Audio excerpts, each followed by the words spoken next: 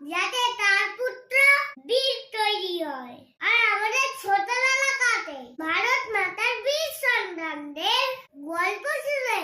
তাই হে ভারত মাতা, তুমি ভরসা রাখো সন্তানদের ওপর। তারা পতাকা তুলবে আকাশের ওপর। বন্দে মাতারাম, বন্দে মাতারাম, বন্দে